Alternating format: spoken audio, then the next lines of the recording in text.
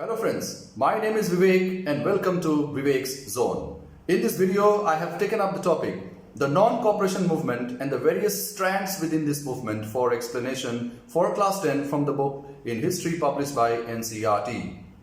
The previous topics of this chapter, such as the First World War and its impact on India, the Rowlatt Satyagraha and the Khilafat movement have been taken up in my previous video, the link of which is shared in the description box below. Please check it out and watch that video followed by this video.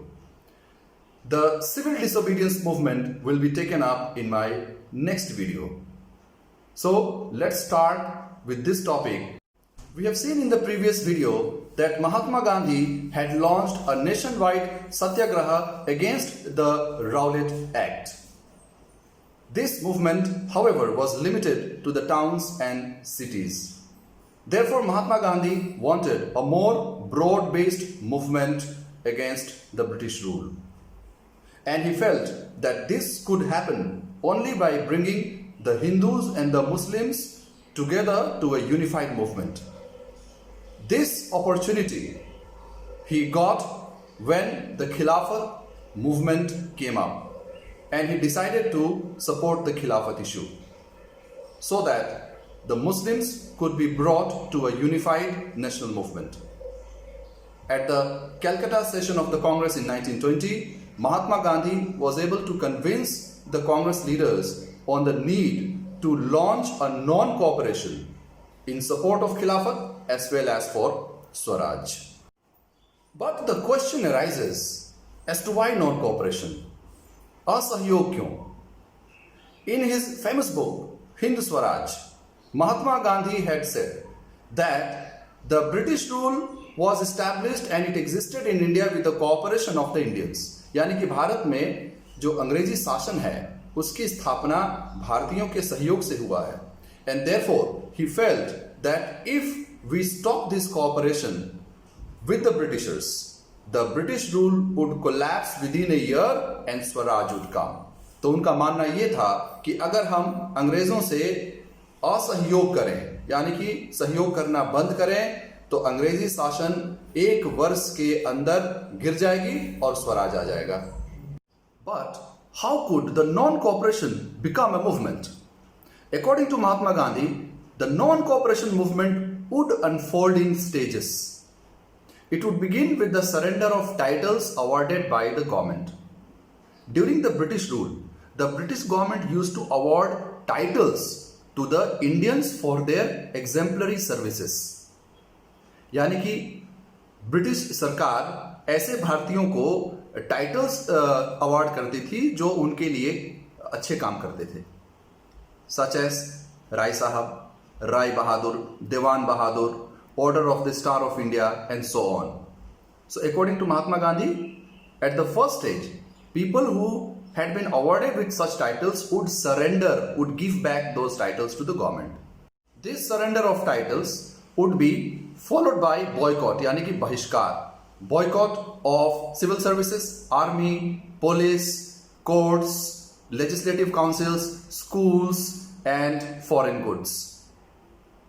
And if the government tried to repress this movement, अगर सरकार ने इस आंदोलन को दबाने का या दमन करने का प्रयास किया, then according to Mahatma Gandhi, a full civil disobedience, यानी कि एक पूर्ण सविनय अवज्ञा आंदोलन, a full civil disobedience movement would be launched. Throughout the summer of 1920, Mahatma Gandhi and Shaukat Ali, one of the Ali brothers who were at the forefront of the Khilafat movement, toured extensively throughout the country to mobilize support for the non-cooperation movement. यानी कि 1920 के गर्मियों में महात्मा गांधी और शौकत अली ने पूरे भारत का भ्रमण किया और लोगों को इस आंदोलन से जुड़ने के लिए प्रेरित किया. However, there were concerns within the Congress regarding the proposals of the non-cooperation movement as given by Mahatma Gandhi. Now, what were these concerns? Many leaders within the Congress did not want to boycott the council elections. यानी कि कांग्रेस के अंदर असहयोग आंदोलन के प्रस्तावों को लेकर कुछ समस्याएं थी। कांग्रेस के बहुत से नेता काउंसिल चुनाव का बहिष्कार नहीं करना चाहते थे। These leaders within the Congress wanted to contest the council elections which were scheduled for November 1920. Now this led to intense tussle within the Congress, and this continued from the months between September and December 1920.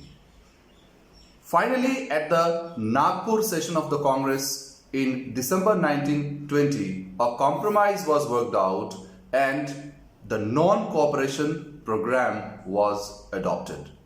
तो अंत में ये जो घमासान की स्थिति कांग्रेस में पैदा हो गई थी इन प्रस्तावों को लेकर, इसका अंत हुआ और नागपुर सेशन दिसंबर 1920 में होता है और उस सेशन में ये फैसला होता है, एक समझौता होता है कि असहयोग आंदोलन को लॉन्च किया जाएगा। But how did this non-cooperation movement unfold in various parts of India? Who participated in it? How did the different social groups conceive or understand the idea of this non-cooperation movement? Now let's move on to this topic, differing strands within this movement. The non-cooperation Khilafat movement began in January 1921. Various social groups participated in this movement, but with their own specific aspirations. यानी कि तमाम सामाजिक समूहों ने इस आंदोलन में भागीदारी तो की, लेकिन उनकी अपनी अपनी आकांक्षाएं थीं. These social groups responded to the call of Swaraj. One of the goals of this non-cooperation movement was Swaraj. So people responded, various social groups responded and took part in this movement for Swaraj. But the meaning of Swaraj was different for different social groups. They understood the meaning of Swaraj in their own ways. यानी कि ये जो सामाजिक समूह थे, इन्होंने स्वराज के लिए इस आंदोलन में हिस्सेदारी की, भागीदारी की, लेकिन सबके लिए स्वराज के मायने अलग अलग थे. Let us see how this movement evolved in the cities and towns. In the cities and towns, the movement started with the participation of the middle classes. Thousands of students left government-controlled schools and colleges. Headmasters and teachers resigned. Lawyers gave up their legal practices. Council elections were boycotted in most provinces except in Madras province, where the Justice Party, which was a non-Brahmin party, wanted to participate and contest in these elections and hold power because they felt that this was the only way by which they can gain power. यानी कि शहरों में इस आंदोलन में मध्य वर्ग के लोगों ने अच्छी खासी भागीदारी की. हजारों छात्रों ने स्कूल और कॉलेजेस छोड़ दिए जो कि सरकारी स्कूल और कॉलेजेस थे. हेडमास्टर्स और शिक्षकों ने अपनी नौकरियां छोड़ दी. जो लॉयर्स हैं यानी कि वकील हैं, उन्होंने अपनी प्रैक्टिसेस छोड़ दिए. काउंसिल इलेक्शंस का बहिष्कार किया गया मद्रास प्रोविंस को छोड़ के. तो ये तमाम चीज़ें दिखाती हैं कि इस आंदोलन में अच्छी खासी भागीदारी शहरों में देखी गई. The effects of non-cooperation movement were more dramatic on the economic front. Foreign goods were boycotted, यानी कि विदेशी वस्तुओं का बहिष्कार किया गया. And liquor shops were picketed, यानी कि शराब की दुकानों की घेराबंदी की गई. Foreign clothes were burnt in huge bonfires, तो विदेशी कपड़ों को जलाया गया. This movement led to a decline in the import of foreign made cloth, यानी कि जो ये विदेशों से कपड़े आ रहे थे इसमें बड़ी गिरावट हुई.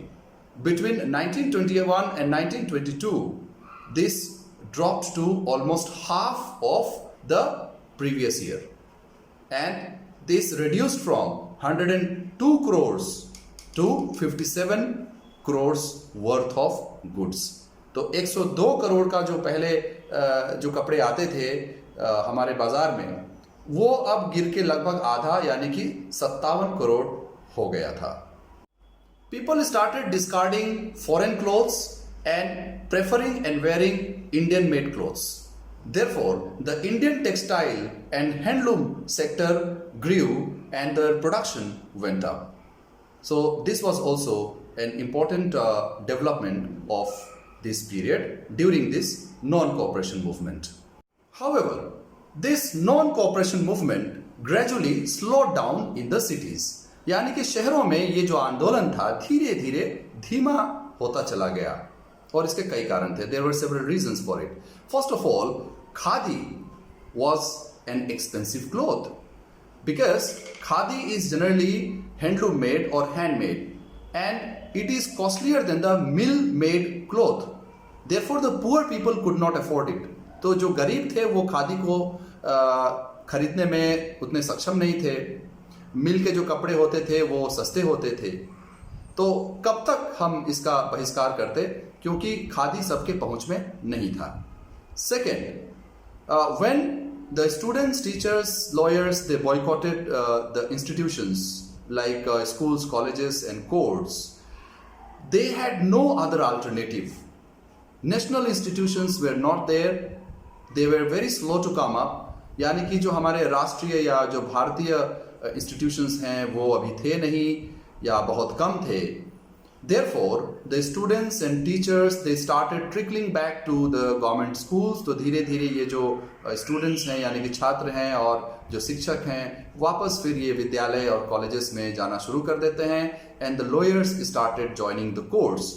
और जो ये वकील हैं ये भी धीरे धीरे कोर्ट्स में जाना शुरू कर देते हैं. Therefore, this movement gradually slowed down in the cities. तो शहरों में इस तरह से ये मूवमेंट इस आंदोलन की गति काफी धीमी हो जाती है. From the towns, the movement spread to the countryside or the villages. The peasants and the tribes participated in this movement. यानी किसानों ने और जनजातीय समूहों ने इस आंदोलन में भागीदारी की, उन्होंने हिस्सा लिया. In Awadh, that is the region around Lucknow, the peasants were led by Baba Ramchandra.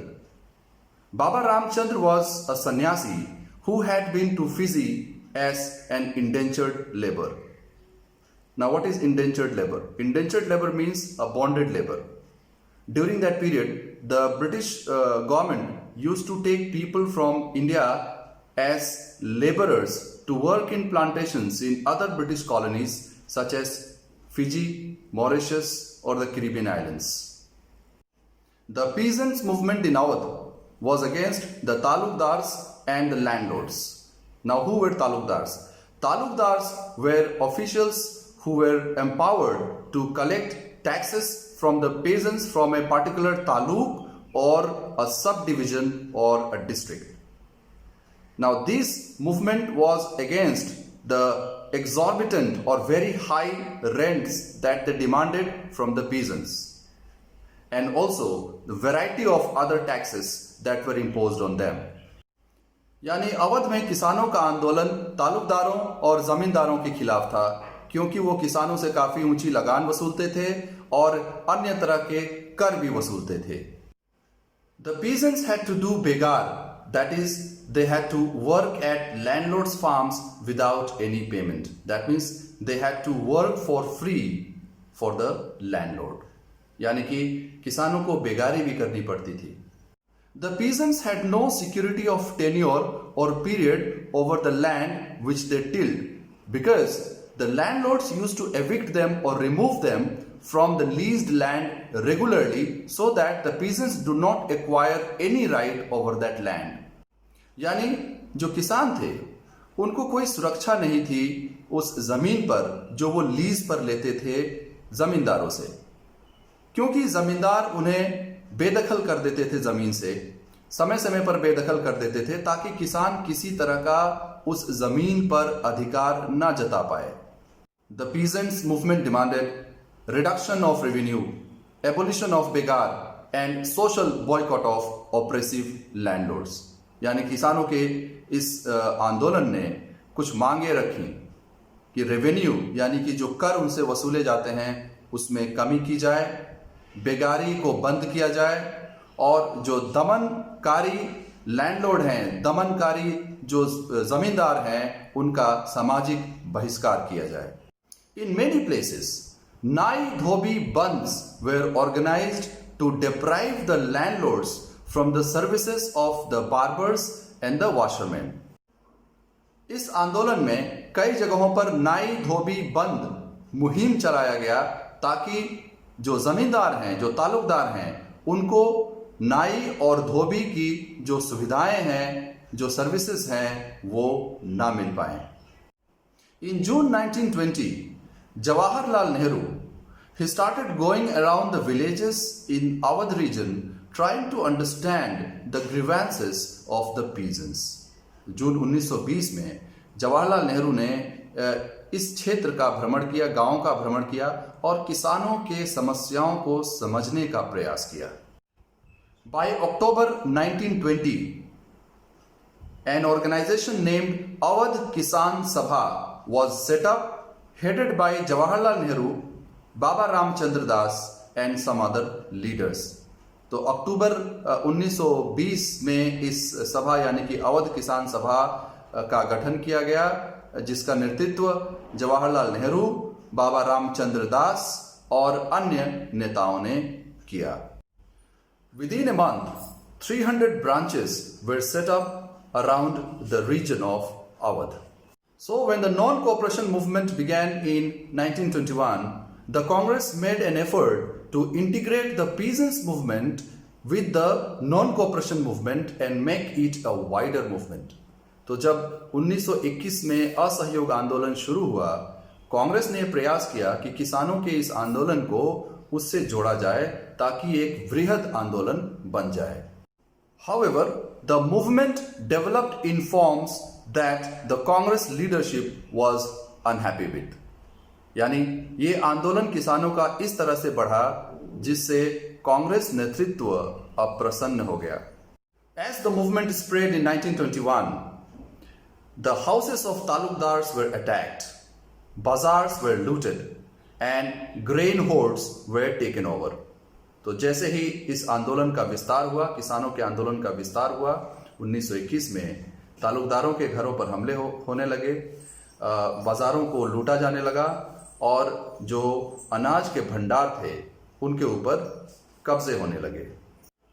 In many places, local leaders told the peasants that Gandhiji had declared that no rent was to be paid and that the land was to be redistributed among the poor. तो कई जगहों पर जो नेता थे इस आंदोलन के, वो किसानों से गांधी जी का नाम लेते हुए ये कहा कि गांधी जी ने एक घोषणा की है कि कोई कर नहीं देना है और जो जमीन है वो गरीबों में बांटी जाएगी. Thus the name of Mahatma Gandhi was taken to justify all actions and aspirations. तो इस तरह से महात्मा गांधी का नाम लेते हुए हर एक जो समूह था वो अपनी अपनी जो एक्शंस हैं, अपने अपने जो उनके तरीके हैं, उसको जस्टिफाई करने का यानी कि उसको सही करार देने की कोशिश की. Another case where the message of Mahatma Gandhi and that of Swaraj was misinterpreted was in the Gudem Hills of Andhra Pradesh. In Gudem Hills of Andhra Pradesh, a militant guerrilla movement emerged in the 1920s. This method was not approved by the Congress. Now, what is guerrilla movement or guerrilla warfare? Guerrilla warfare is a kind of combat in which a small group of fighters, they use military tactics such as ambush, sabotage, hit and run against a larger, less mobile army और force. यानी 1920 के दशक के शुरुआत में गुडेम पहाड़ियों में, जो कि आंध्र प्रदेश में स्थित हैं, वहां पर एक गुरिल्ला मूवमेंट या गुरिल्ला वारफेयर, जिसे हम छापामार युद्ध भी कहते हैं, वो शुरू होता है, जो कांग्रेस के रास्ते से बिल्कुल अलग था. In Gudem Hills, as in other forest regions, the government had closed the forest and prevented people from entering the forest for grazing their cattle or collecting fuel wood or fruits. This angered the forest people and they felt that their traditional rights over the forest were being denied and their livelihood was also being affected. यानी Gudem hills में सरकार ने जंगलों में प्रवेश पर पाबंदी लगा दी थी, जिससे कि वहां के रहने वाले लोगों को ये लगा कि उनके पारंपरिक अधिकारों का हनन किया जा रहा है और उससे उनकी आजीविका भी बाधित हो रही है। इससे वो काफी नाराज हो गए। Over this, the government started forcing the forest people to do begar, that is, provide free labor for the construction of road. Now, this was the point when the forest people revolted against the government. The leader of this revolt was a person named Alluri Sitaram Raju. यानी कि इस आंदोलन का नेतृत्व एक व्यक्ति ने किया जिनका नाम था Alluri Sitaram Raju. Now, Alluri Sitaram Raju was an interesting figure. He claimed that he had several special powers. He could make correct astrological predictions. He could heal people. And he could survive even bullet shots. यानी सीताराम राजू ये दावा करते थे कि उनके पास बहुत सारी चमत्कारी शक्तियां हैं। वे सही सही ज्योतिषी गणना यानी कि भविष्यवाणी कर सकते थे, वे लोगों को ठीक कर सकते थे या स्वस्थ कर सकते थे, और यहां तक कि वो किसी तरह के गोली से भी अपने आप बच सकते थे। इसी वजह से लोग उन्हें भगवान का एक अवतार मानने लगे। This was the reason why people started believing that he was an incarnation of God. Raju talked about the greatness of Mahatma Gandhi and persuaded people to wear khadi and give up drinking. He was inspired by the non-cooperation movement, as he said, but he differed with Gandhiji's views on the way to achieve independence for India or freedom for India. Where Gandhi believed in non-violence satyagraha, Raju believed that freedom for India cannot be achieved through non-violence. It can be achieved only through the use of force or violence. Raju Mahatma Gandhi की महानता के बारे में बातें करते थे और वो लोगों से खादी पहनने और शराब ना पीने के लिए भी कहते थे। महात्मा गांधी के असहयोग आंदोलन से वो प्रेरित भी थे, लेकिन महात्मा गांधी के रास्ते से उनका जो रास्ता था वो थोड़ा सा अलग था। जहां महात्मा गांधी अहिंसक सत्याग्रह के माध्यम से देश के लिए आजादी प्राप्त करना चाहते थे, वहीं राजू का विचार था कि अहिंसा से देश को आजादी नहीं मिल पाएगी। वो ये मानते थे कि देश को आजादी सिर्फ बल के प्रयोग से ही प्राप्त हो पाएगा। तो यहाँ राजू का विचार महात्मा गांधी के विचार से मेल नहीं खाता था।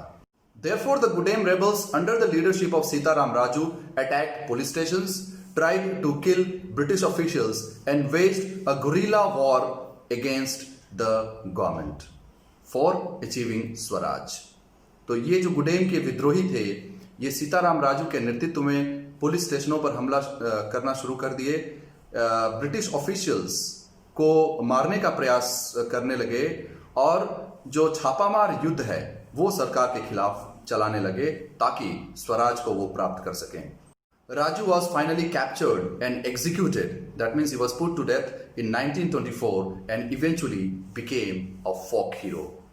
तो सीताराम राजू को अंततः 1924 में पकड़ा गया और उन्हें मौत की सजा हुई, और देखते ही देखते वो लोक परंपराओं में एक नायक, एक हीरो की तरह बन गए। Now let us see the understanding of workers regarding Mahatma Gandhi and his idea of Swaraj. For the tea plantation workers in Assam, freedom meant the right to move in and out of the enclosures.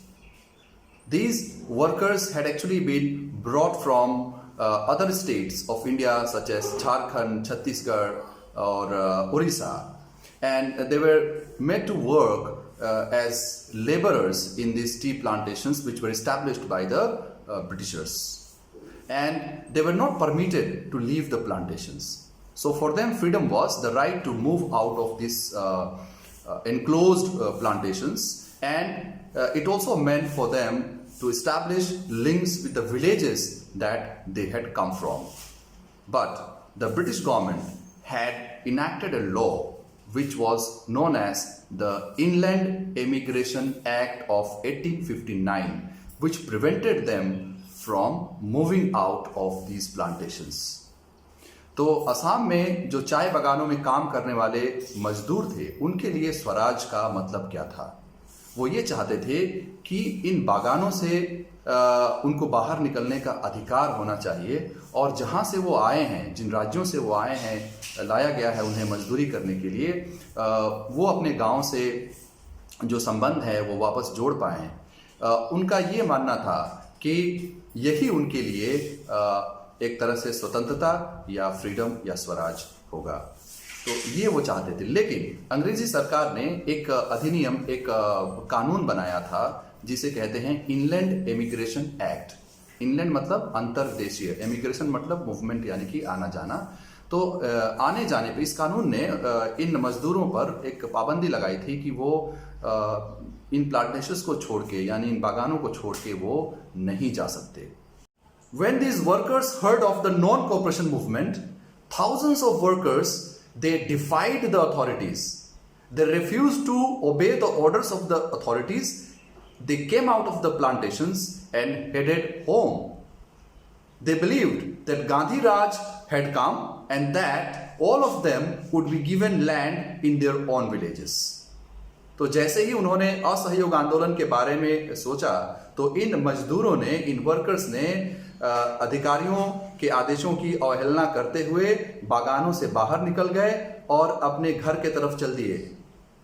उन्होंने ये माना कि गांधी जी का राज आ गया है और सभी को उनके गांव में जमीन दी जाएगी। These workers never reached their destination or their homes. They were stranded on the way, and this was because of the railway and steamer strike which had taken place as a part of the non-cooperation movement. Finally, they were caught up by the police and brutally beaten up. तो ये जो मजदूर थे अपने घरों तक पहुंच ही नहीं पाए क्योंकि रास्ते में ये फंस गए। उस समय रेलवे और स्टीमर्स की स्ट्राइक चल रही थी और इसके वजह से वो बाहर निकल नहीं पाए। अंततः पुलिस ने इन्हें पकड़कर बुरी तरह से पीटा और वापस प्लांटेशंस में भेज दिए। Thus we see the various groups who participated in the movement interpreted the meaning of Swaraj in their own ways. They imagined it as a time when all their troubles and sufferings would come to an end. These visions of the various groups were not defined by the Congress program. However, when these groups chanted the name of Mahatma Gandhi or raised the slogan of Swatantra Bharat, they were also emotionally identifying themselves or relating themselves with the larger national movement or agitation that was going on.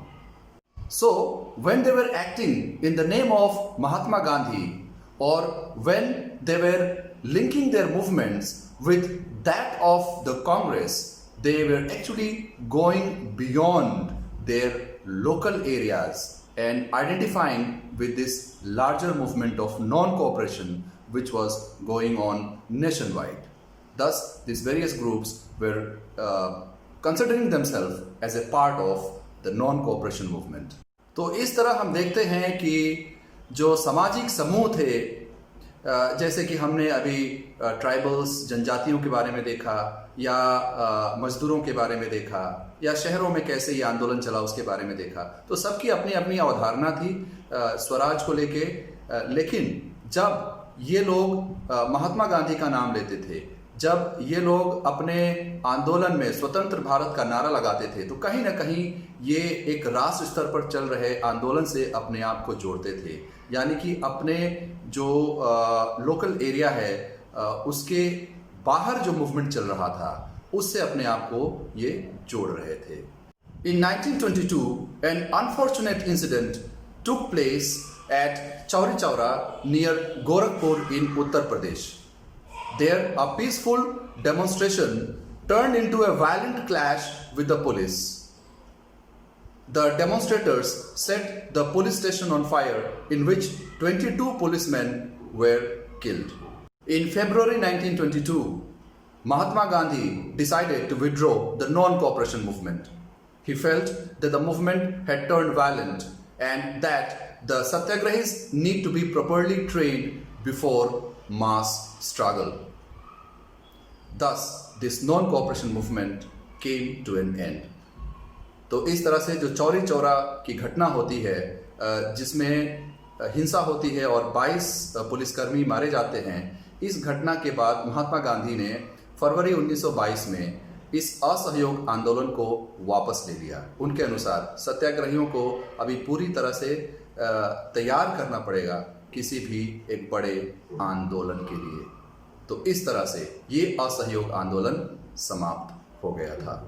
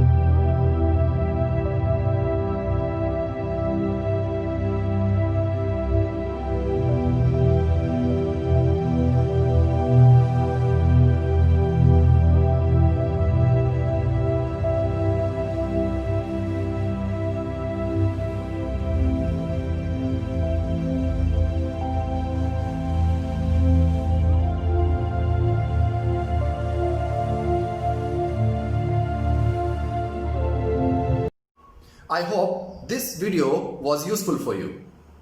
In my next video, I'll be talking about the civil disobedience movement from this chapter.